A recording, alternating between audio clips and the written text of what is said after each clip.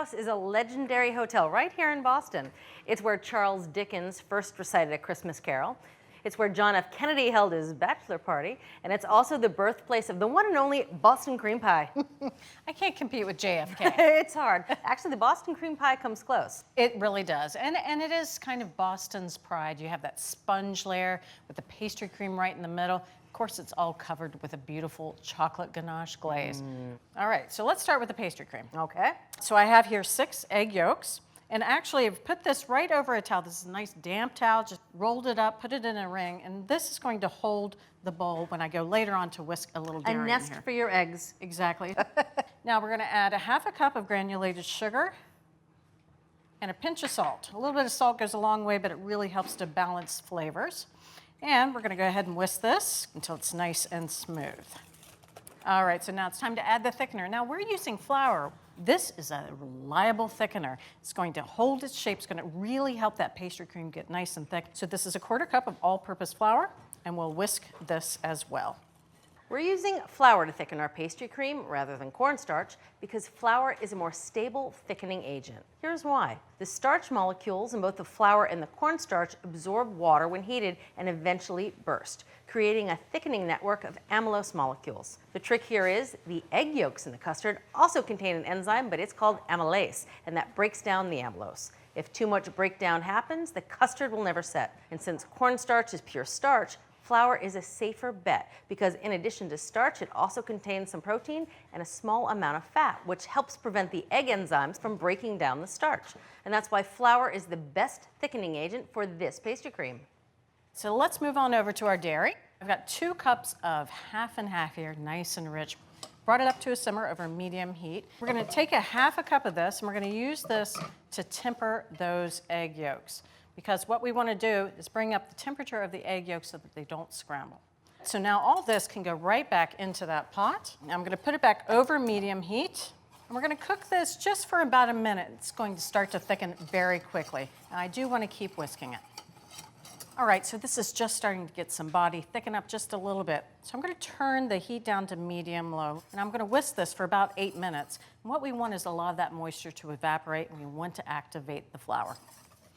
All right, so you can see what 8 minutes does. This is super thick. We're gonna cook this just for about another minute more. I'm cranking the heat up to medium. The thick pastry cream is great here because that way it won't leak out between the layers of cake. Exactly. The sides are exposed on a Boston cream pie, so you don't want to see a lot of dripping pastry cream. This is going to come off the burner. This is 4 tablespoons of unsalted butter, and as the pastry cream chills a little later on, that butter's going to re-solidify and help give it even more body. And this is 1½ teaspoons of vanilla extract. So we'll whisk this in. We're going to go ahead and strain this through a fine mesh strainer. And that's going to catch all those little lumps. All right, that is looking good. Now we need to refrigerate it, but we want to make sure that a skin does not form on the top. So I've got a little bit of vegetable oil cooking spray on the parchment. Make a little circle. I'm going to press this right on the surface of the pastry cream. There we go. And now this is going to go in the fridge. You want to leave it in there at least 2 hours so it can cool down. But you can actually make this up to 24 hours in advance. On to the second component of our Boston cream pie. It's cake. I know, right? Well, actually, back in the day, cake and pie were the same thing. It had to do with the dish it was baked in. The same dish made pie, made cake. So they called it a cake or a pie, didn't matter. Makes sense. I call dinner and dessert the same thing. So we're using kind of a sponge cake. We're not using the traditional Genoise style sponge. And that is a foam cake, and it's only leavened by beating eggs with sugar, and you get that nice puffy foam. Actually, it can deflate very quickly, and also it's not very rich. We want a little bit more richness to kind of counter the sweetness of all the other components. So we're making a very close relative called a hot milk sponge. This is 3/4 cup of whole milk and 6 tablespoons of unsalted butter. We just melted it over low heat, and now we're gonna add 1½ teaspoons of vanilla extract. Just swirl that in. If you could put the lid on, we're gonna leave that to the side. It's gonna stay nice and warm. This is 1½ cups of all-purpose flour, and we have 1½ teaspoons of baking powder. This is our insurance that this cake is going to not only lift, but it's going to stay risen and not deflate. This is 3/4 teaspoon of salt, and we'll whisk this together. All right, so now let's move over to our electric mixer. This is 3 whole large eggs, and 1.5 cups of granulated sugar. Now we're gonna beat this on high speed until it's nice and foamy and very pale. That's gonna take about 5 minutes. That looks beautiful. It's all puffy and airy. We're gonna mix in our hot milk mixture. Just pouring it right in here.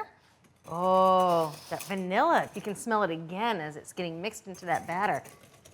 And now our dry ingredients. Boy, this cake really is easy. Super easy. And now I'm just whisking it until I know that all the dry ingredients are combined. These are 2 9-inch cake pans. We've gone ahead and greased them, sprayed them with a little bit of vegetable oil spray, parchment in the bottom. I'll divide it between the 2 pans. There we go. Now, these are going to go right into a 325-degree oven. We're gonna bake these for about 20 to 22 minutes, and what we're looking for, a toothpick inserted right in the center is gonna come out clean, and the tops are gonna be nice and light brown. All right, our cakes are nice and cooled, and I know that they're cool because if I put my hand right on the bottom, It doesn't burn off. it's not gonna singe at all. Really important to always cool cake layers before you frost them, fill them, or ice them. And since we're using a nonstick pan, I'm gonna use something left over from my last picnic, just a regular plastic knife. And we'll go right around the exterior. All right, so now I'm going to flip this out onto a wire rack. And now we'll go ahead and peel away the parchment. So now I'm going to reinvert this cake, pretty side up. And there we go. Now I'll do the same thing with the second cake. We're going to start assembling this, and there's a pedestal over there. Here you are. That's how highly we think of Boston cream pie. It's to be raised up from its lowly beginnings up onto a pedestal. We're going to center that on our plate, and I'll peel the parchment off of our pastry cream. And we do need to loosen it up just a little bit, so I'm going to take a whisk. That looks a bit more spreadable. Let's pile the pastry cream right into the center. Now, I'm going to take an offset spatula and just start working out towards the sides of the cake. All right, so that is looking good and smooth. Second layer goes right on top. In a moment, we're going to make our glaze, but in the meantime, we're going to go put this in the fridge. All right, the final part of our Boston cream pie trifecta, or pie-fecta, I'm going to start calling it now, and that is the chocolate glaze. The best part, in my opinion, I must say. But we wanted a glaze that we could really count on. We didn't want it to be too brittle, because when we cut into it, we don't want it to break off like a shard. It might poke our eye out. And also, we didn't want one that would not set up. You'd be surprised how many of them are too loose. So this is very dependable, nice and flexible. So I've got a 1/2 cup of heavy cream over medium heat. Now this is the magic ingredient. It's 2 tablespoons of corn syrup. This is going to give our ganache a little bit of flexibility, but it's not so much that it's going to make it too spreadable and too thin. We have achieved simmer. So we're going to take it off the heat and add 4 ounces of bittersweet chocolate. It's chopped nice and fine. Pour this right in there, and I'll whisk it until that chocolate is melted. That's only going to take about 30 seconds. Now, could you substitute, say, a milk chocolate or a semi-sweet chocolate here if you wanted? Absolutely, yeah. It really is a matter of preference. But with the sugar and the pastry cream, sugar and the cake, a little bittersweet chocolate is great. We're going to let this sit here off heat for about 5 more minutes. All right, so our ganache has thickened up just enough. Cool down a little bit, too. We're going to glaze this pie cake. We're going to pile all this right in the center. Hello, gorgeous. Now, using an offset spatula, go ahead and push it out towards the sides. Work my way around, and then you're going to see it start to fall. Oh, chocolate waterfall. Chocolate waterfall. Now, you want to leave plenty on the top. Little drips, big drips. That's all I'm going to do. Now this is going to go into the fridge, and here's the bad news. This needs to set up and really get chilled. That's going to take at least 3 hours, but you can make it up to a day in advance, and it's perfect to serve. Time's up. All right. Let's eat our pie cake pie. A nice slab of this, because why not? Oh, make it a small slice. Check that out. Beautiful, thick layer of pastry cream. Yeah, you're checking it out right now. Tell that. Oh, the cake has the perfect consistency. And you can see why that pastry cream is so thick. It actually plays great with the cake here. And what's great, it's not too sweet. This was a good invention. This was a great invention.